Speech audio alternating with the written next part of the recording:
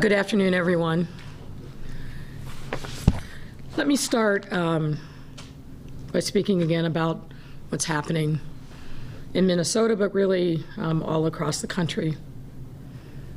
Last night I watched with great sadness the events that were unfolding in Minneapolis, a great American city. I watched as the 3rd Precinct Police Station in Minneapolis burned to the ground. I watched the outrageous footage of the excellent CNN correspondent Omar Jimenez and his crew being arrested. And I watched in horror as President Trump tweeted a threat to shoot people in the streets. The outrage and hurt that the people of Minneapolis have has been heard all over the world, and we feel it here in our city, in our heart. People in our city feel the pain and trauma evoked by the killing of George Floyd. And that is, of course, is understandable. Moments like this unearth generations of pain that are barely below the surface on the day-to-day. Now, some are planning protest here. And as the superintendent said yesterday, under his leadership, the department has been hard at work developing authentic relationships to restore trust with our communities. And the superintendent and his team, as well as myself and my team, we have continued that important engagement, working, of course, with protest organizers, community leaders, faith leaders, and more to make sure that we keep the channels of communication flowing, keep folks safe, and give space to those who want to peacefully exercise their First Amendment rights and demonstrate their righteous anger. Let me remind all of us, this is Chicago, and we've been through difficult times before.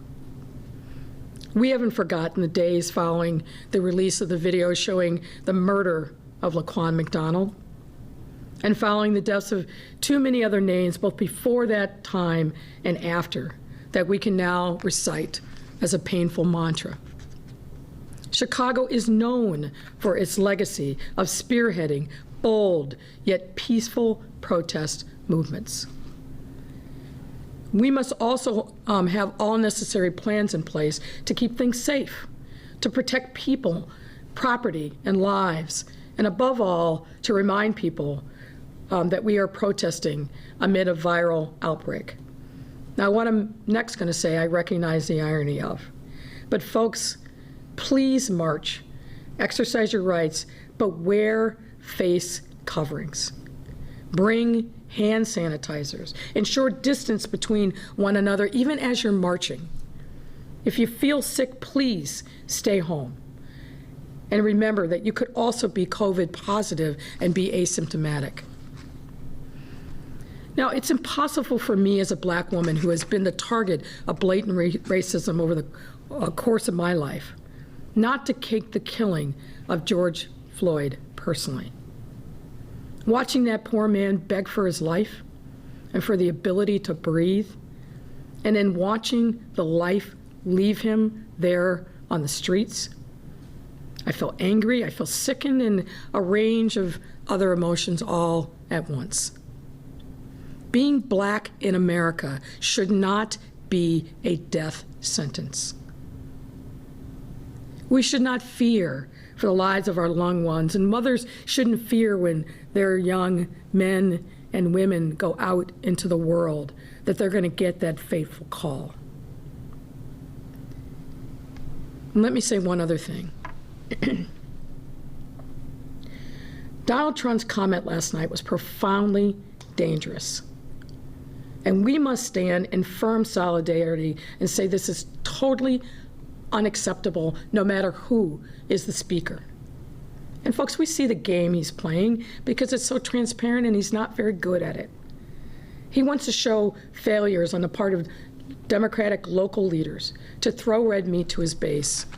His goal is to polarize, to destabilize local government and inflame racist urges. And we can absolutely not let him prevail. And I will code what I really want to say to Donald Trump. It's 2 words. It begins with F. and it ends with you. I will not remain silent while this man cynically tries to turn this incredibly painful moment into one for his own political gain. And let me end this comment by saying the following. I continue to pray for the family of George Floyd and for the city of Minneapolis. And I pray for all of us to find peace in this difficult and painful time. And I pray for a new day in our nation when we have eradicated these plagues that we face, COVID-19 and racism.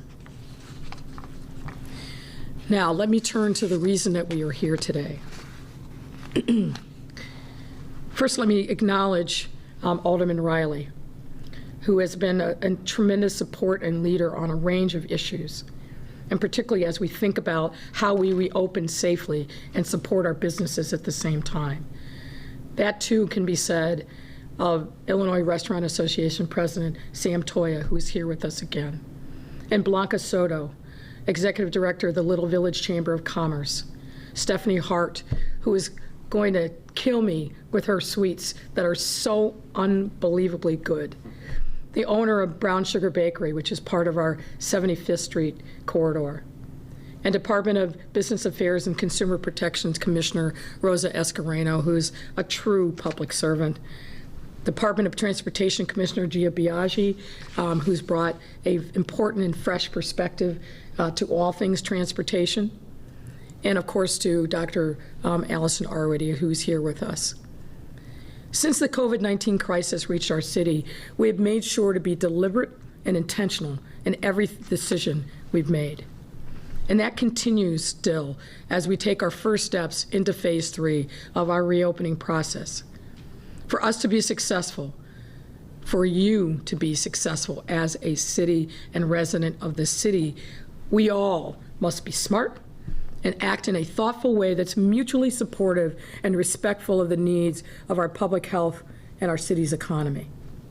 For example, in order to open our offices and other businesses, we made sure our childcare and in-home family daycare facilities were available so our workforce would have the support they need to be away from home.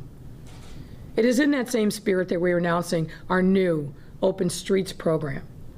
This plan reimagines Chicago's roads in 2 key ways. First, is to simply allow our residents as much space as possible to maintain the safe physical distancing needed as they leave their homes and go about their daily lives.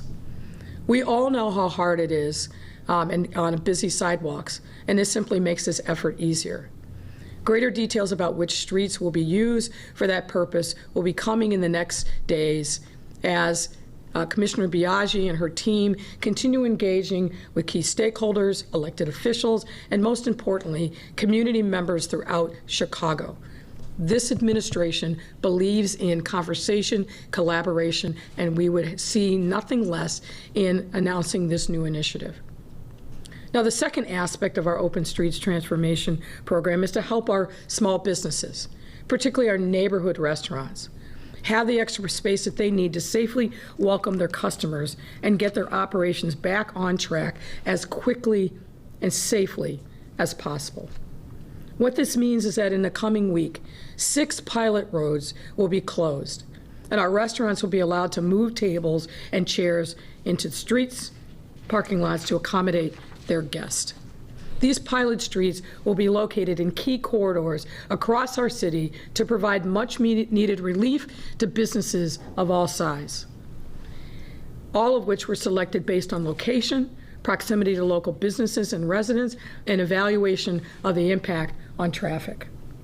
These streets were also selected in close coordination with the Illinois Restaurant Association, local chambers of Congress, and local chambers of commerce and local aldermen. And let me specifically thank Alderman Riley, Sawyer, Tunney, Rodriguez, Cardenas, Irvin, and Burnett for their partnership, feedback, and support of local restaurants and businesses. And I'm pleased to announce today that the 6 pilot streets include 75th Street from Calumet to Indiana Avenue in Chatham, Broadway from Belmont Avenue to Diversey Parkway in Lakeview. 26th Street from Central Park to Harding Avenue in Little Village. Rush Street from Oak Street to Cedar Street in the Russian Division District. Taylor Street from Loomis Street to Ashland Avenue in the near west side, and Randolph Street in the West Loop. Based on the success of these initial pilot projects, we hope that we will be able to expand to other potential areas of the city. In the meantime, businesses that are interested in participating in this program can visit the city website, chicago.gov, starting June 1st to submit an application for the 2020 Expanded Outdoor Dining Program. Additionally, as part of the city's ongoing efforts to help small businesses, Commissioner Escareno and the BACP is working with aldermen to determine how best to deliver efficient and straightforward permitting process. It is important that we show how outdoor dining can be done in a safe, orderly way, and done in a way that helps our businesses while allowing our residents a little rest and relaxation in an incredibly stressful time. We cannot allow these open streets to turn into street festivals, and we will not. These are for seated dining only. Now, let me be clear. If we cannot manage to do these pilots safely, we won't be able to continue or expand these outdoor dining opportunities. But I feel confident that residents of this city and our great restaurateurs are going to work hand in glove to make sure that this opportunity is one that they can do safely for their employees and safely for their customers. Now, I'll invite our Commissioner Biaggi to the podium in a moment, but before I do, I want to say that while the new Open Streets plan is designed to address the health of our residents and businesses, the hope we all share is that this program will offer new and lasting insight into how we live and experience our neighborhoods in ways that enhance our communities and strengthen our bonds with each other. And with that, I'm happy to turn the podium over to Commissioner Biaggi. Gia.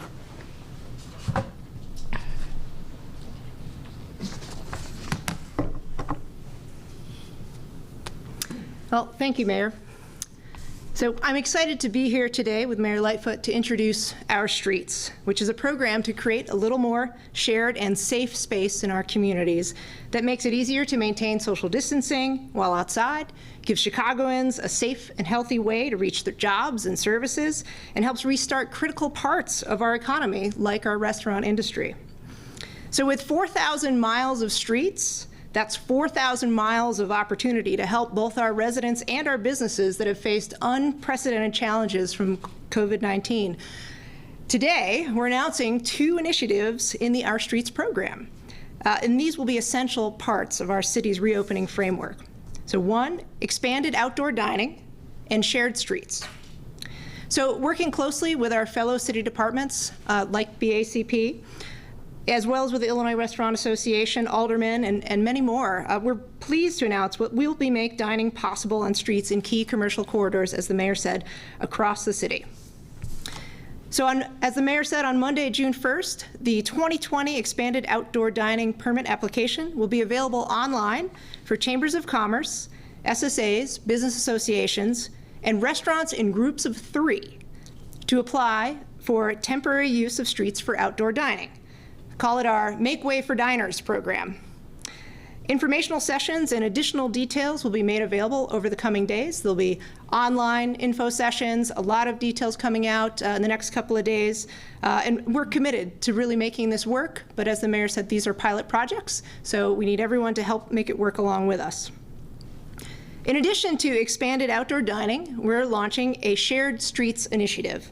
And this will allow residential streets for Chicagoans to be opened to walk, run, bike, and roll, while allowing vehicle traffic for local access only. So you can see behind me on the screen, these are examples of what you might have seen in other cities. Next slide. And these are the kinds of tools that you'll see out there. So signage, type 3 barricades, and as well a couple of barrels, that sort of thing. These are very simple tools. Here's a typical street in Chicago, and voila, barricade, signage, and there you have it, a shared street. So you'll see these start to roll out over the next couple of days. And, over the last month or so, we've had an outpouring of inquiries about this from Chicagoans looking to make their local streets accessible for recreation while maintaining that safe distance from other people traveling or exercising on the streets and sidewalks. And since we've launched our COVID mobility outreach efforts, we've heard from hundreds of Chicagoans sharing their experiences, observations, and ideas about how to move around and keep physically distanced.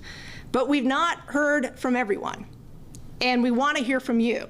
So please fill out a survey that we have at chicago.gov/COVID mobility and tell us what you would like to see happen in your neighborhood. And look at the map that we have posted there, which is our listening map. Those are communities that we're hearing from. We want to hear from you. Please send us your ideas. Tell us about how you'd like to collaborate, because we want to make sure that these are tools that are available for every community. And we're committed to doing it in a way that's engaging folks who live on those streets, who are interested in having that little bit of space to move around. So at the end of the day, we'll assess project ideas by a range of criteria, but I'll leave you with a couple of key principles. One, it must contribute to community health and well-being. Our goal right now is to make temporary changes to the use of the public way to help keep us safe and healthy and help stimulate the economy during this crisis. It also has to be feasible. So of course it has to work for transportation. It should connect with other networks. The street geometry matters, cost and benefits. So we'll be evaluating all of the ideas through that. And then lastly, we want to connect the dots. We're looking for ways to make those physical connections to our transportation network. We want to connect with existing plans and work that communities have done to identify the ways that they want to improve quality of life in their neighborhoods, and streets are a big part of that. And we'll connect to existing frameworks like Invest South and West that are critical to making sure we're getting infrastructure and resources to communities where they're needed. And lastly, we'll always want to connect our investments in the public realm with moving the needle on our city's biggest challenges like the ones we're facing today. So with that, I want to thank the mayor for the opportunity to roll out this amazing program, and I believe I invite my colleague Alderman Riley to come up, or that's it. Great, thank you. You're up. Okay. Good afternoon, everybody. Alderman Brendan Riley, 42nd Ward, I represent downtown Chicago.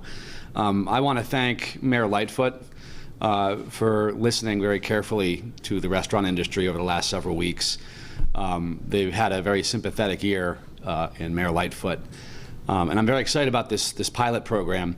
My office has been working hand in hand with the mayor's office and the Restaurant Association. Sam Toya has been a fantastic advocate. But none of this would happen unless Mayor Lightfoot leaned into it hard. And so on behalf of my residents and the downtown restaurant community, thank you, Mayor, for making this a reality.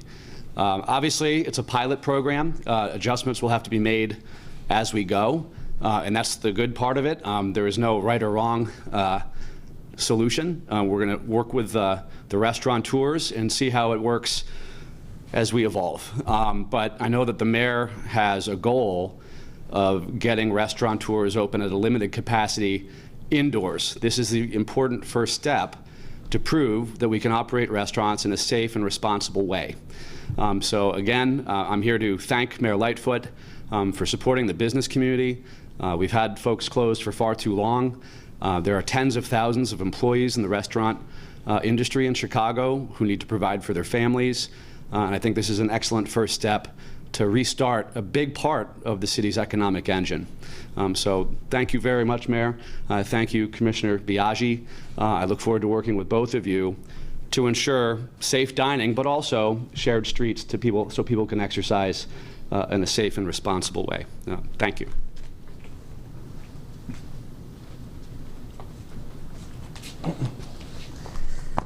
Thank you, Alderman. Again, my name is Sam Toy. I'm President and CEO of the Illinois Restaurant Association. I want to acknowledge some of the wonderful chamber partners we have here that are working with us on helping us pilot these outdoor spaces and everything they do in their community every day. I want to give a shout out to Lakeview East Chamber of Commerce Executive Director Maureen Martino, West Central Association Chamber of Commerce Executive Director Rod Birch, Greater Chatham Initiative Executive Director Nedra Sims-Fears, the West Loop Community Organization Executive Director, Carla Agostinini, Little Village Chamber of Commerce Executive Director, Blanca Soto. So thank you all for helping us put this together. It was great. And I want to thank Mayor Lightfoot and the City of Chicago for taking clear actions to support our world-class restaurant community in our time of need. Closing down streets to allow expanded dining in Chicago neighborhood is thinking outside the box. This is what the mayor and her team always do. Restaurants are a staple of every neighborhood in Chicago, from Lakeview to Little Village to Chatham to the West Loop. Our hope is that the city can continue to explore and create dining options throughout our 77 communities. This amendment today is not a solution for every restaurant in Chicago, but it is another pragmatic and crucial step forward to the path to recovery. Our restaurants are struggling to keep their doors open, and they're doing everything possible right now to serve their communities and their team members. Sales are down 80% across the board at restaurants, and no one is immune to what's going on out here. No one. We estimate that more than half of the city's 171,000 food service employees are currently laid off. The IRA's top priority right now is giving restaurants opportunities to serve diners safely and bring their team members back to work so that our favorite local restaurant can survive now and thrive in the future. Again, I want to thank Mayor Lightfoot and her team for listening to the concerns of small business and collaborating with us to roll out an effective, and again, I want to drive home, safe reopening plan for the city. We are not out of the woods yet. Every business owner and customer needs to be respectful of each other. That means keep each other safe by maintaining social distancing and proper sanitation and making smart choices to keep ourselves and those around us healthy. The IRA looks forward to continue to work with the mayor, city council, public health experts, and business leaders throughout the city to support our restaurant community and move us forward during this crisis. We got to do this right so we can move into the next phase and start opening our indoor dining rooms. The mayor understands that. Alderman Riley understands that, commissioners understand that, but we got to do it right. So please, wear your mask at all times. When you're eating, you can take it off, but when you're not eating, make sure you have your mask on, and always, always social distancing 6 feet apart. Thank you. And now I'm going to introduce my friend, Blanca Soto, from the Executive Director, the Little Village Chamber of Commerce.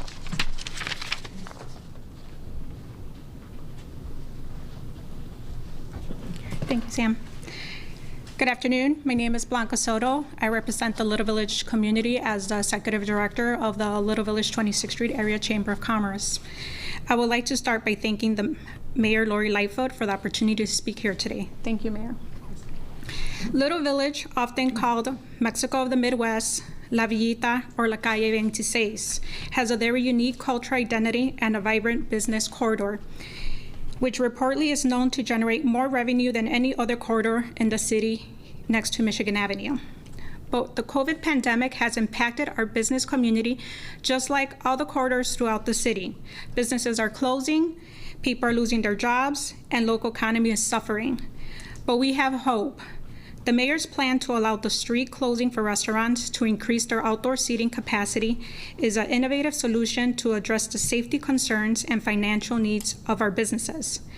26th Street is known for its authentic regional Mexican cuisine and is home to over 100 Mexican restaurants.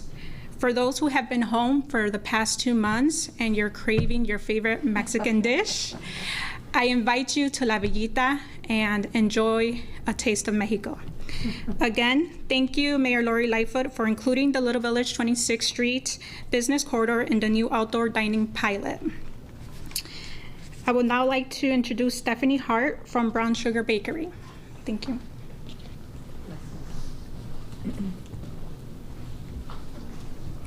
Thank you.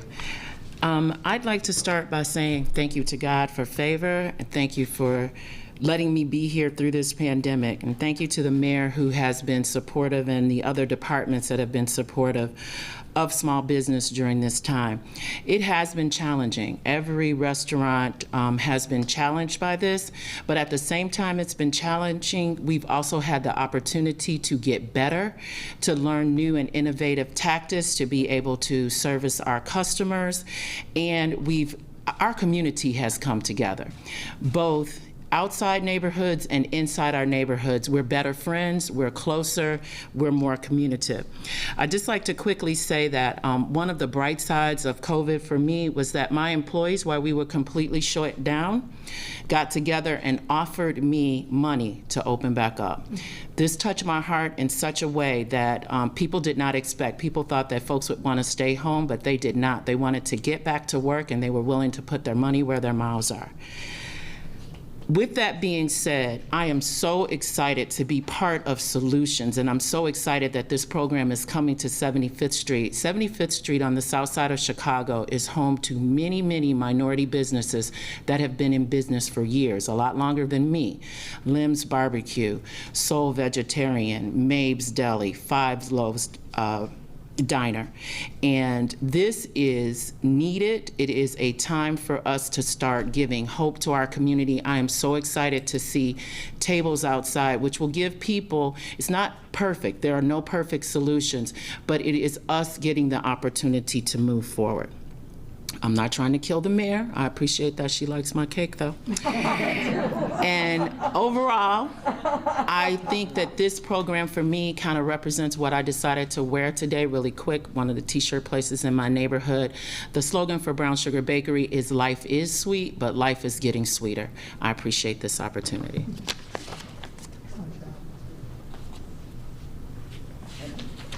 And thank you, Mayor. You're most welcome. And yes, I'm a huge fan. The caramel cake, off the chain, great stuff. So happy to take your questions. Hey, Mayor. First question from Nick Bloomberg at WTTW. Will aldermen be allowed to kill an open street in their ward if not supportive? Well, our hope is that we're going to be able to work collaboratively.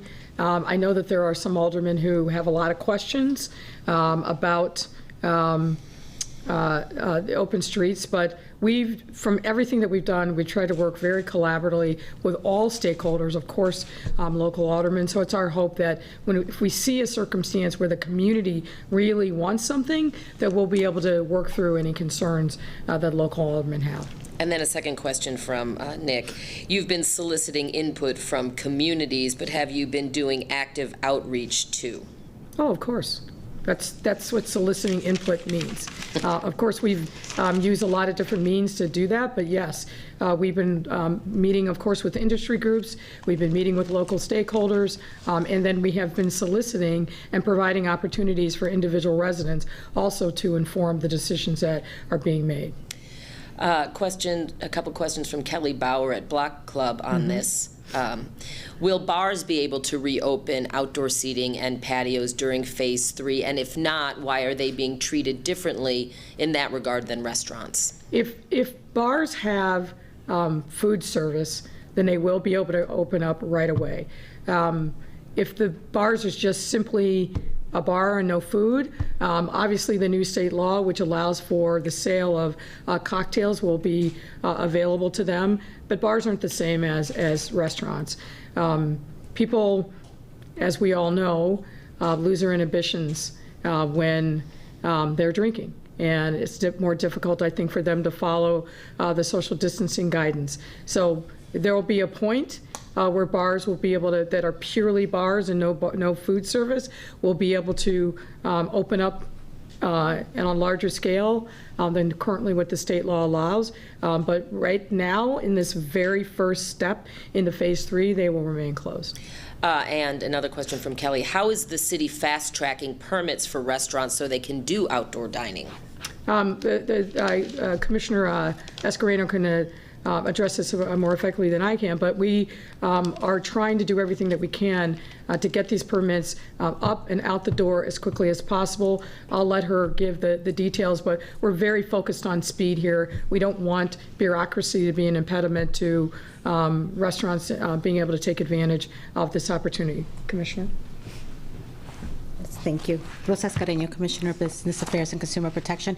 So we are in conversation. We have seen a lot of interest from aldermen wishing to support their business community. And so the goal here is going to make sure that we can expedite and streamline as much as we can, but working closely with them. And again, I think thinking about all of those that have come forward and asked, what can we do? This is a great opportunity that during this crisis, if they're interested in supporting them, that we can have that dialogue. But I just want to remind you that we have not stopped the issuance of sidewalk cafes. We've actually been doing that during COVID, and we've issued nearly 400, and there's another 400 in process. And we continue to receive applications. So nothing is stopping. I'm encouraging businesses to continue to apply.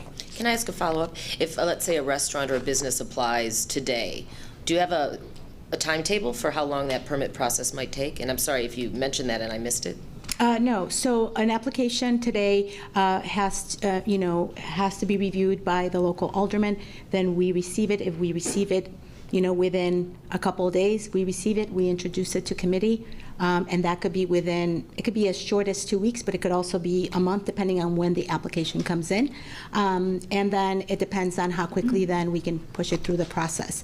But again, I think it's about speed, as the mayor said. We want to be as supportive as we can, especially as we're opening. We want to take advantage of the summer. And many aldermen have already demonstrated interest. Now it's about the willingness to actually expedite. So, thank you. Thank you. Next question from Craig Wall at ABC7. Mayor, now that the governor has relaxed requirements on churches gathering indoors, saying IDPH is only offering guidelines, what are your plans for enforcement against churches that hold services inside their sanctuaries this weekend? Will police be asked to break up gatherings? Will churches be fined? Well, we are maintaining the status quo for this weekend. As I've mentioned on other occasions, we've had a working group of faith leaders from a lot of different faith traditions that have been meeting and are working on guidelines. We expect to have those guidelines finalized hopefully early next week so we can announce them in preparation for next weekend's services. But for this weekend in Chicago, the status quo remains. And I'm sorry, did you say if police will be involved in breaking up those gatherings? Well, police haven't been involved in breaking up any gatherings. We certainly are aware of, and we will continue to monitor those gatherings that we believe are in violation of the orders that will be in place for the city of Chicago, and we will take appropriate action as necessary. I have a couple questions from Kimberly Egoin from WVON Radio. Okay. On Tuesday, you said crowd dispersal orders are happening to all races. Yet, according to CPD stats, of the 13 people arrested for violating the stay-at-home orders, 10 were black, 1 was white, and 2 juvenile records withheld.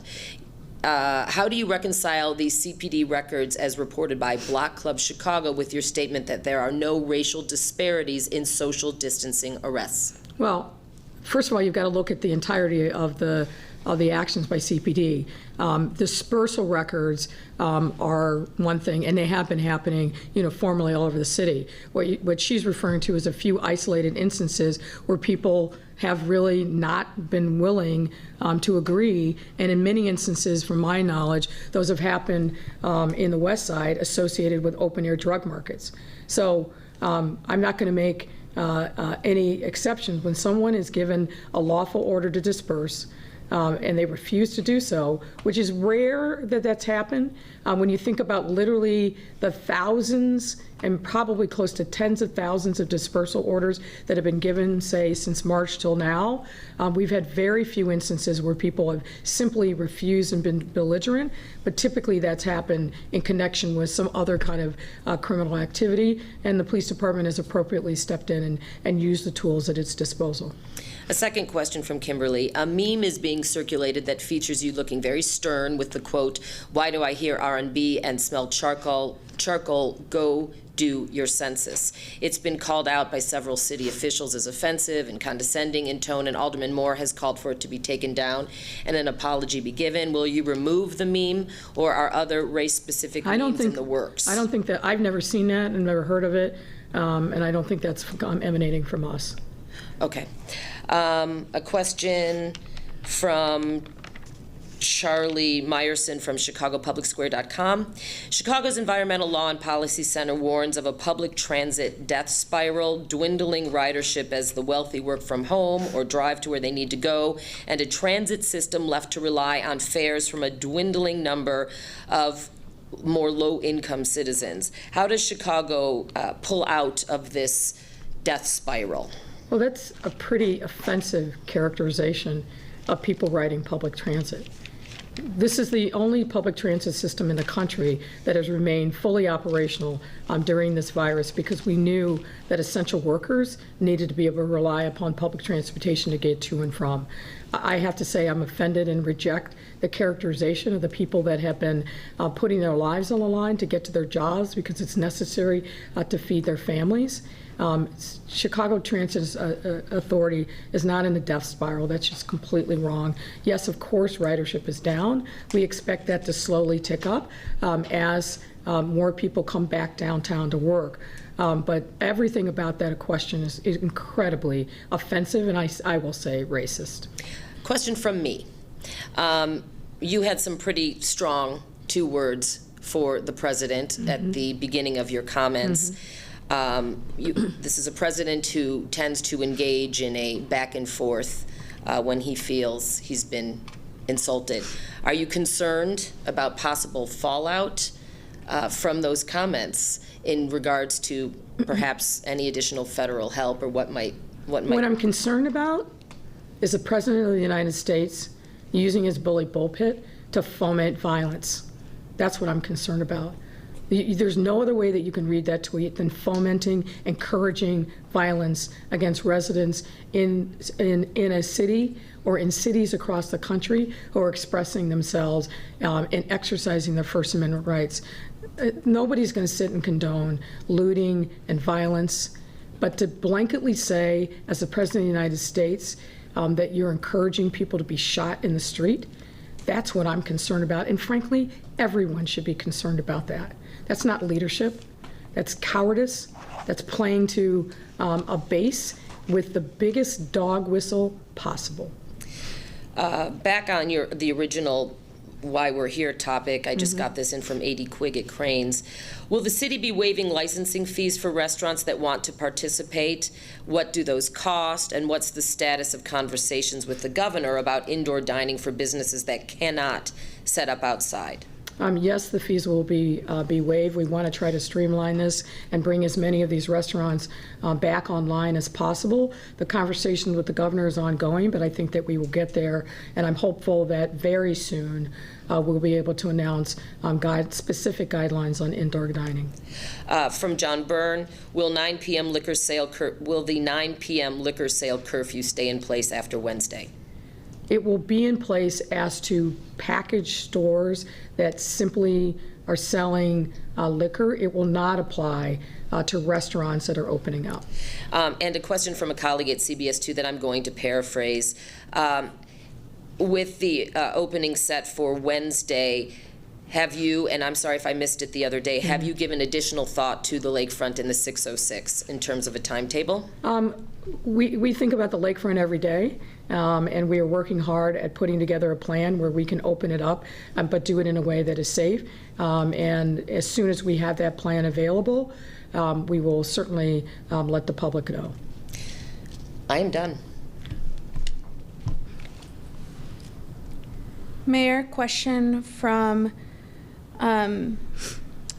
John Greenfield at Streets Blog Chicago. Are there any plans for interventions to make it safer for people to access essential destinations like grocery stores, pharmacies, testing sites, and transit stops on foot, such as using barriers or cones to create temporary pedestrian islands or enlarge bus stop waiting areas? Well, that's part of the consideration of the Open Streets Initiative. And as the commissioner said, we encourage people to contact us with their specific ideas, and particularly if there are areas of the city that they're concerned about safety. That's something that the commissioner and her team are examining on a regular basis.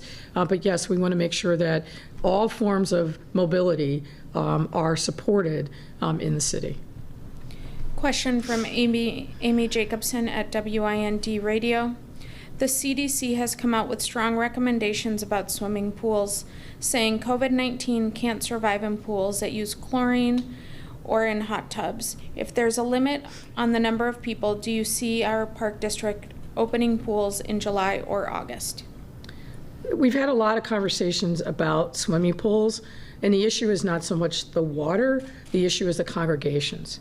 The people that are flocking to the pools, congregating in restrooms and locker rooms, that's what we're really concerned about. We're going to continue to see how we do in this initial phase of, in these initial stages of phase 3, but we are looking at the possibility of other openings, and swimming pools are something that we're considering, but in the short time, they will not be open. And last question, Mayor, a follow-up from Charlie Meyerson at Chicago Public Square. While no doubt a lot of Chicagoans are cheering your coded message to the president a few minutes ago, what about Michelle Obama's counsel on when they go low? Well, I'm not Michelle Obama, and when a president is actively fomenting violence, which is what that tweet was all about, make no mistake about it. He was channeling, I believe, a former sheriff in Florida at another time when he literally was saying he was going to shoot people on sight. We have to step up. And my obligation as a leader is not to be silent in the face of that. I am very deliberate in the times that I speak in reaction to what the president says, and candidly, I could make a career out of just responding to some of the really offensive and just plain out stupid things that are said. I don't take the bait every time, but this time, when we are suffering pain and trauma at the killing of a black man in the street, the fact that he would use this opportunity to try to, for political gain and to blow the dog whistle to his base.